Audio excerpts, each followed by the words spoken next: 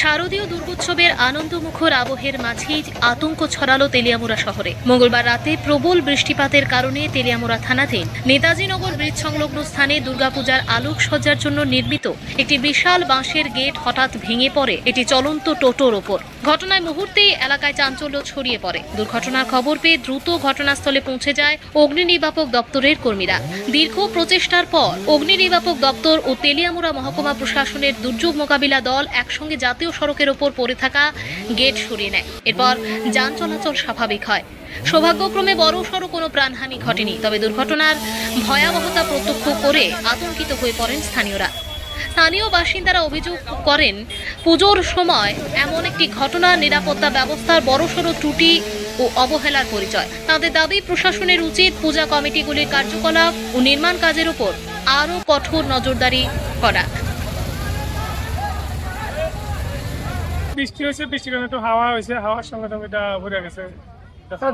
যখন পূজা হয় এবং পূজার পারমিশন নেওয়া হয়, পিডব্লিউডি দপ্তর থেকে নেওয়া হয়, তো আপনি কি মনে করেন পিডব্লিউডি দপ্তর কি করে? এটা তো এর সঙ্গে আমাদের যে আবহাওয়ার সঙ্গে তো কেউ হাত না, এটা ঠিকই হয়েছে। না, জোরে হাওয়া গেটটা লাগানো হয়েছে ঠিকভাবে, কি প্রোটেকশন দেওয়া হয়েছিল গেটটারে?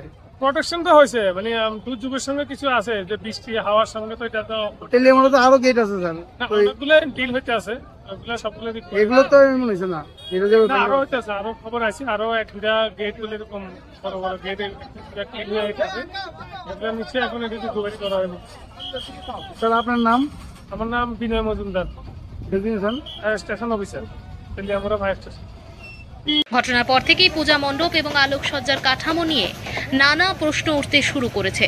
সচেতন মহলের মতে, প্রতিকূল আবহাওয়ায় বাঁশের বিশাল কাঠামো ও বড় গেট জনসাধারণের জন্য বিপজ্জনক হয়ে উঠতে পারে। ভবিষ্যতে এমন দুর্ঘটনা এড়াতে কঠোর ব্যবস্থা নেওয়ার দাবি উঠছে সর্বত্র।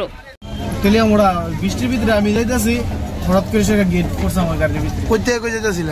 আমি চাকমাঘাট চাইতেছি, হঠাৎ করে করছে। কোন জায়গায় এটা? নেতাজিনগর।